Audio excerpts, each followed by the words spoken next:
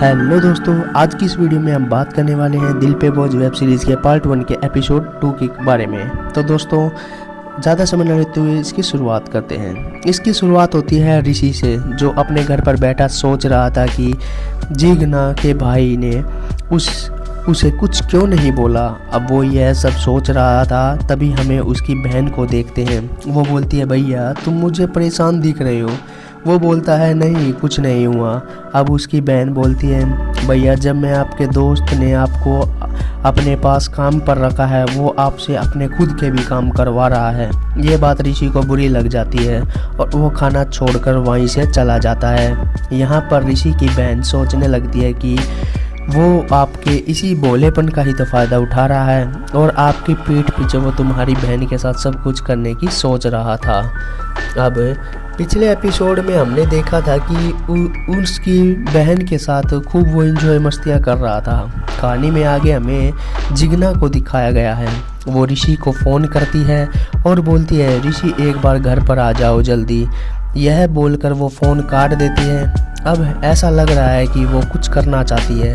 आगे ऋषि बिना कुछ सोचे समझे उसके घर पर पहुंच जाता है। जब जिग्ना उसे बोलती है कि ऋषि मुझे दीवार पर छिपकली दिख रही थी, मुझे इनसे बहुत ज़्यादा डर लगता है। ऋषि जब छिपकली देखता है तो जिग्ना आकर उसके पास आकर बोलती है, ऋषि छिपकली मेरे कपड़ों में घुस गई है, जल्दी से हाथ डालकर उसे बाहर निकाल दो। तभी ऋषि जैसा वो बोलती है वैसा ही करने लग जाता है।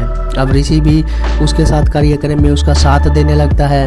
अब इन दोनों का आपको काफ़ी ज़्यादा ज़बरदस्त सीन भी देखने को मिलेगा। अब इनका कार्यक्रम पूरा होता इतने में ही जिग्ना की माँ घर पर आ जाती है और इन दोनों के बीच में ही रुकना पड़ जाता है। आगे जिग्ना ड्रामा करना शुरू कर देती है। वो बोलती है अपने भैया को कि आपका दोस्त ऋषि बहुत अच्छा है, मैंने ऋषि को सुबह कॉल किया, वो कमरे में छिपकली ढूंढ रहा है। यहाँ पर जिग्नेश ऋषि के पास जाकर बोलता है, मैंने दोस्त तो बहुत देखे मगर तू इतना अच्छा निकलेगा मैंने कभी नहीं सोचा था। जिग्ना से मिलने के लिए तूने आज उसका नंबर ले ही लिया।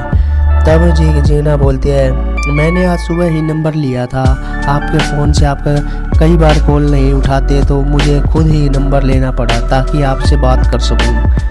अब ऋषि कुछ बहाना बनाकर वहाँ से निकल जाता है। अब आगे हमें लीना को देखते हैं, जो अपने घर पर अपने भाई ऋषि के आने का इंतज़ार कर रही थी। तभी वहाँ पर जिग्नेश आ जाता है, क्योंकि उसने अपना काम बनाने के लिए ऋषि को काम के लिए बाहर भेज दिया। यहाँ पर अब ये दोनों अपना कार्यक्रम चालू कर देते हैं। अब इनकी कहानी पूरी होती तभी ये एपिसोड की समाप्ति यहीं पर हो जाती है।